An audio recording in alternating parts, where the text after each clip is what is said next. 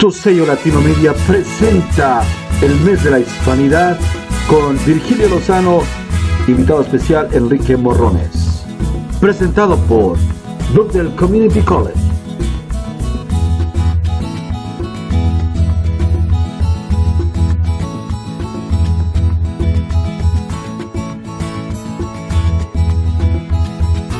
Sansone Junior Latino.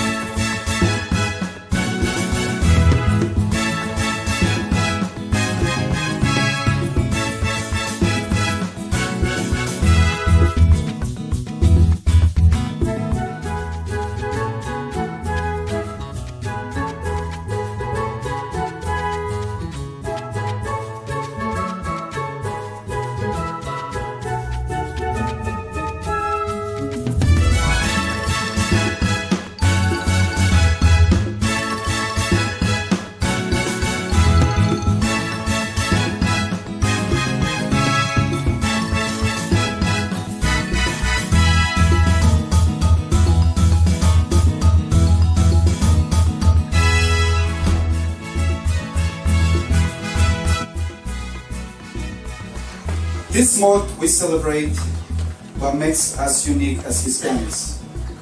We share our culture, traditions, music, food, family, language, but the most important thing we celebrate this month is all the achievements and the hard work and dedication of our community to build a better future for your families. Each year from September 15 to October 15, we celebrate our Hispanic heritage. Days are coincide with the National Independence Day of Costa Rica, El Salvador, Guatemala, Honduras, Nicaragua, Mexico, and Chile. Here in the United States, more than 57 million people identify as Hispanics. That is another reason to celebrate the achievements of our community. To Sello Latino Media for more than 15 years are contributing to maintain and promote the best of our culture in New Jersey. Happy Hispanic Heritage Month. Thank you. Next we have a group from Mexico. If you guys ready? And this group is a phenomenon because they have been creating beautiful dances from Mexico and Central America to keep in the young generations, the traditions. Muchísimas gracias, gracias Virgilio a tu Sello Latino por siempre impulsar y dedicar a nuestras costumbres y tradiciones y cultura. Muchísimas gracias. Gracias, Lucía.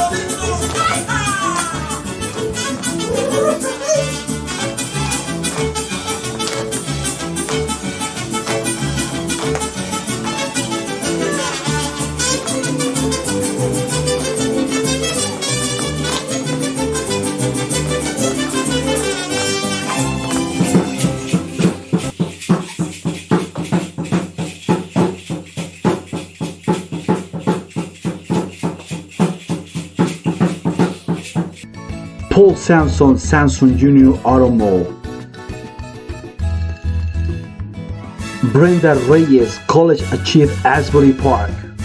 Born in San Diego, to Mexican parents who instilled in him a deep love for Mexico, spiritual faith, and social justice.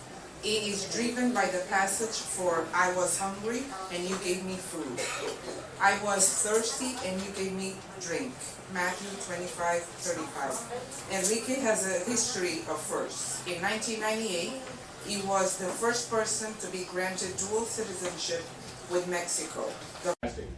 Whatever you need. And I go, my nephew's in high school. And he went to the same high school I went, which is an all-boys Catholic high school in San Diego, St. Augustine. So I said, hey, when you go back to Saints, tell all your buddies that you're in a movie with, because it was true, it was the same Little Ronstadt effect though. I go, tell all your buddies that you're in a movie with Sharon Stone. And they go, who's Sharon Stone? The same two people that knew Little Ronstadt, or three people, know who Sharon Stone is. But anyways, I'm like, what's going on? So what's going on is that I'm getting old.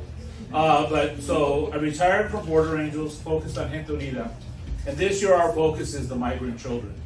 Because the society is judged on how we treat our children. And regardless of how you feel about the issues, the children are not at fault. We have seen those horrible images, all of us have seen them on the news in the last couple of years or so, with the unethical smugglers dropping children over the wall or leaving them in the desert with notes on. That's unbelievable. It is just inhumane. All of us saw what happened just less than 2 weeks ago with the Border Patrol whipping Haitians on the Texas-Mexican border. That's inhumane. We have a big campaign. I come from professional baseball. And we have a campaign that I started when George Bush was governor, before he was president. And because when he was governor, he was also the owner of a baseball team. So I met with him and I said, Governor Bush, it is so sad that you own a team called the Texas Rangers. You must know who the Rangers are. And you try to play it off, and I go, no, the Rangers were vigilantes that used to round up Mexicans, like me, and Mexican Americans, and lynch them. Lynching hundreds of people, hundreds. And I go, you call your baseball team the Rangers? So since then, I've been trying to change the name. And then the last couple of years, because of the tragedy with George Floyd and other people, names have been changed. The Washington football team finally changed its name. The Cleveland baseball team changes its name next year. Statues have come down of Confederates and so forth, of Christopher Columbus. And I know that some people maybe don't agree with those things, but what I always say is the person that determines if it's racist or not is not the person that makes the statement. It's the person that's on the receiving end. They're the ones that determine, that was racist. That's very offensive. We just had an incident in San Diego, which I don't know if you saw it out here, but it made international news. There was a basketball championship game in San Diego in a very privileged area. It's an island right off the coast there called Coronado. And what happened was the championship game was with a team from Escondido, and I know the owner of the restaurant used to live in Escondido, and that team is called Orange Glen, and Coronado, which is predominantly upper income white kids. And what happened was it was a very close game and Coronado won. That's fine and dandy, but what wasn't fine and dandy was that during the game they were yelling racial slurs at the team, of mainly Latino players. They were throwing tortillas at the kids. Throwing tortillas. Very racist. They contacted me afterwards and I was outraged. I go, that was very racist, and we cannot be silent, because when we're silent about issues, it's almost like you agree, right? Martin Luther King taught us that you're always going to know who's with you on issues, and you're always going to not be surprised at some of the people against you. But the people that will surprise you are the people that you figured were on your side, and they remain silent when things were happening, the unjust things.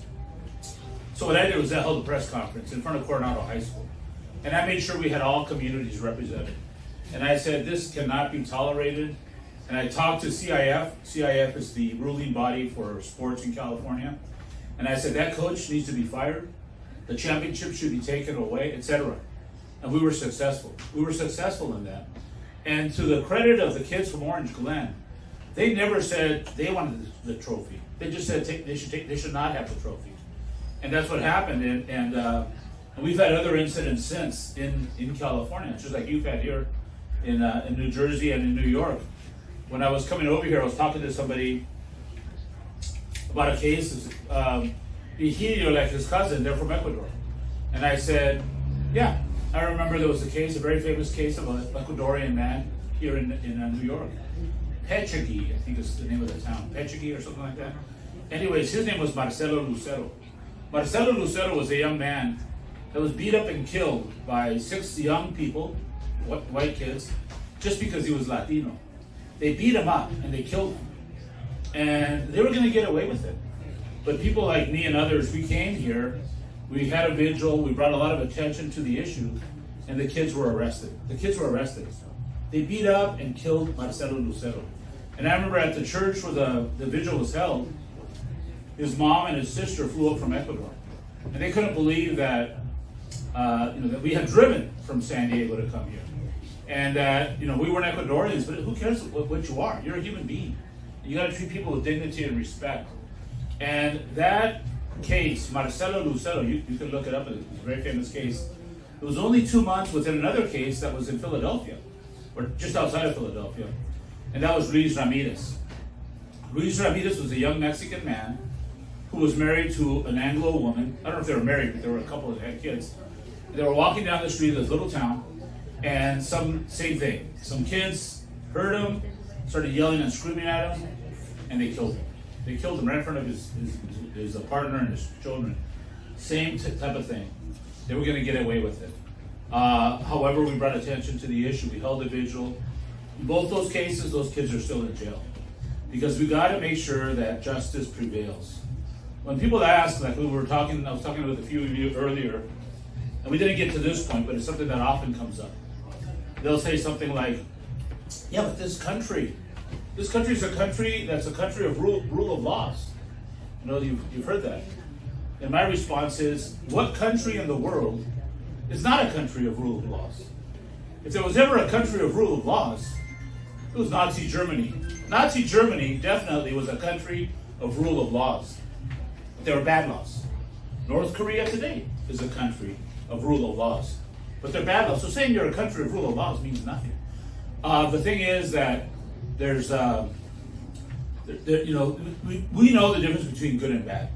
And although that's been distorted in the last few years with this crazy, philosophy of some people, QAnon, and this, it is just absolutely insane how people can actually believe that. But there's a cult mentality. And even though I believe that most of those people realize that those things are not true, that Hillary Clinton is not a pedophile, that there's no ring of people underneath a pizza place someplace prostituting children. I mean, that is really, that Joe Biden is a clone. I mean, that's just insane. But there's actually people that believe that. And what happens is what happened on January 6th. That you saw the worst of the American spirit on January 6th. When you saw those people get into the Capitol building, Confederate flags, hitting law officers, killing people, unacceptable. And we're the people that are going to make the change. Each one of us makes a big difference. One of the stories I often share was when I went to the University of San Diego, the Catholic University in San Diego, Mahatma Gandhi's grandson, came and gave a talk. And his grandson shared a story which has really influenced me. And some of you have heard this story before. And it's the story of a man walking along the beach with his son. And as he's walking along the beach with his son is picking up these starfish and he's throwing the starfish into the ocean. So the father says to the son, "What are you doing?" And he goes, "Well, I'm picking up these starfish and throwing them into the ocean." And the father says, "Yeah, I can see that, son, but why are you doing it?" And he says, "Well, Dad, the sun is so hot and the tide has gone in. These starfish are dying." And the father says, "Yes, son, but there's thousands of starfish. What you do doesn't make a difference." And the little boy picks up a starfish and he shows it to his father and he says, "It'll make a difference to this one. It'll make a difference to this one." The power of one. That starfish could easily be the next Malala, the woman from Pakistan that was shot in the face and stands up for women's rights. Or Greta from Norway that tells us about how our generation has blown it on the environment. I don't remember the woman's name. What was the woman's name that spoke at President Biden's inauguration? What's her name? Yeah, she's a poet. Well, she was fantastic. So people like that. That generation, there's many of you that generation here. That's what gives me hope. That's what gives me being an advisor on certain issues to President Obama.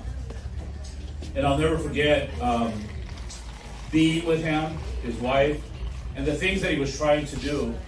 It's no coincidence by any means of any stretch of the imagination that after Obama, we had what happened right after him. Remember that more than 50 million people that could vote did not vote. We need to participate because our vote is our voice. It's not the only voice, but it's an important voice. So in California, we had a recall election, and it was shut down, and it was the same type of rhetoric. You know, the way they were saying stuff about Governor Newsom. Nobody is perfect. I'm not a Democrat or a Republican. I'm independent. But what I will do is I'll vote. And I tell people how important it is to vote. We are very active with the children, with the migrant children. So we go to the shelters in Tijuana and San Diego and Mexicali to make sure that those children are okay. These are asylum seekers, and most of them can't get in. That's why they're in shelters in Tijuana and Mexicali, otherwise they'd be here. And we want to make sure that we give them attention, and we say they have dance sessions to release their stress. The woman that leads those dance sessions is our vice president, Ari Navar, and she comes from Iran. And she was an unaccompanied minor. When she was just a kid, she came to the United States. Her mom was able to get a visa for her, so she came by herself. And she ended up in San Diego, and she would do these dance type of sessions with Iraqi families. The reason she left Iran was because Iran and Iraq were at war, and she would have been killed. So she needed to find a safe place. So she goes to San Diego eventually, and then when the caravan started coming from Central America mostly, she went down to Tijuana to help these folks. And it was so important because the reason people travel in caravans is for safety. There's been caravans since the beginning of time. The 3 ships that came from Europe, that was a caravan. The people that came across the United States from Oklahoma, their stagecoaches, those were caravans. Well, these caravans are also people fleeing because they want to be able to live. And most people that are looking for a better life do not come to the United States or do not want to come to the United States. There's 250 million undocumented people in the world today, according to the United Nations. U.S. has 10 million. Most would much rather go to other countries, and they do. We should have more humane policies, all of us. Because there's 2 countries that are at fault with all of this that is taking place. There's the country where the people are leaving from. They need to do a better job to create jobs and so forth. And there's this country, because the U.S. plays a big role. The U.S. plays a big role in why the people leave. The U.S. interference in the politics of other countries. We all saw what happened in just recently in Afghanistan. I assure you, Afghanistan did not want the Russians in there, and they didn't want the U.S. in there. They never asked for that. But look what happened. Look what happened. Vietnam, El Salvador. It's happened over and over. The U.S. needs to stay out of those countries. The U.S. is a great country. There's 200 great countries in the world. That's how many countries there are, 200. And all of them are great. There's no greater country than another. That's a bunch of nonsense. There's countries that are more powerful, more military, more money, etc. So what happens is, when I go and preach and at churches and so forth, and I do that on a regular basis, I'll be doing that on Sunday. Actually here in New Jersey, tomorrow I'll be speaking to another group in New York. I tell them about practice what we preach about loving your neighbor. Loving your neighbor in actions, not just in words. With the Haitians, we're heading over to that Del Rio, Texas border to make sure that the people are okay. With the people from Afghanistan, we're working very closely with them. Because they're forced out of there, and if they stay there, maybe the women won't be able to go to school or even have any type of a decent life. So it's important for all of us to help all of us, right? So Gente Unida is all about that. It's all about love, and I'm just delighted to be invited here once again. So I have some flyers and so forth. So if you want to get more information about us, my email, phone number, and the Gente Unida is right on here. And we do have these sessions with the migrant children. We have a program right now called Operation Teddy Bear, where we collect teddy bears and give them to the kids. Everybody likes a teddy bear, even if you're an adult. So we take them to the shelters and give them to them. We have dance therapy. We have music therapy. We do a drum circle, and people it calms you down a bit. We have dance, music, and art therapy. We have people painting. All of those things take your mind in another place. And it's important to be distracted and to let people know that they are loved. and we're raising money. We're always asking for help because we are a non-profit 501c3, and we're all volunteers.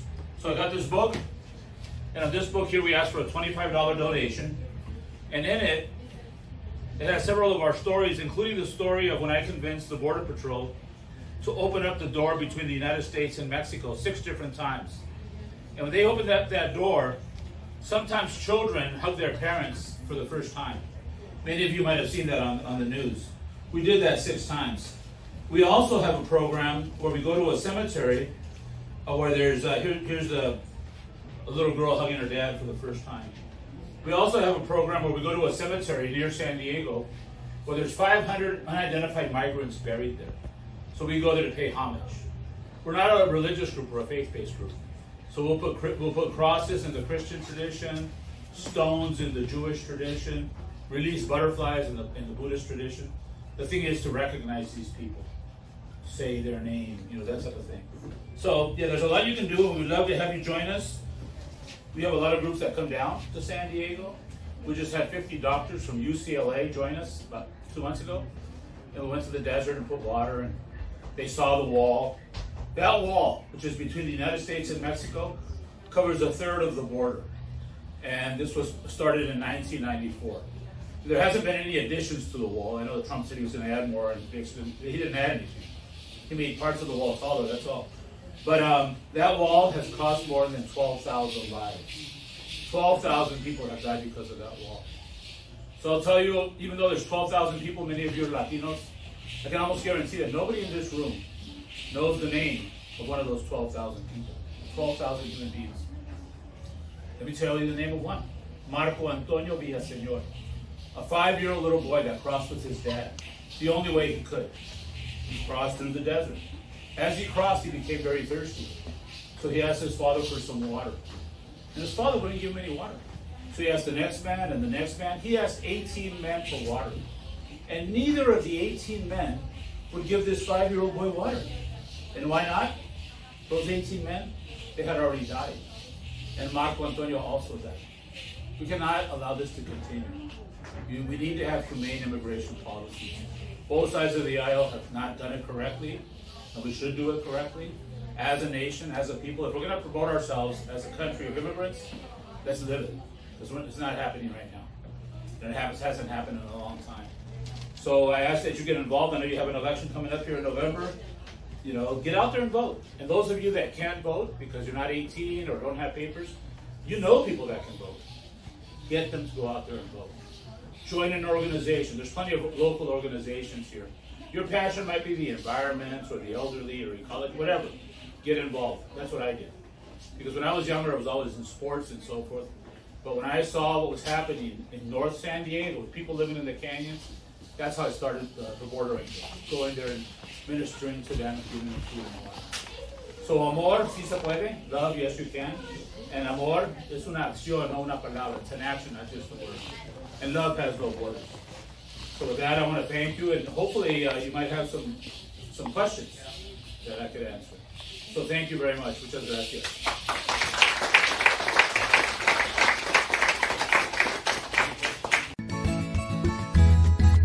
Este evento fue traído por Brookdale Community College y Sansone Junior Latino.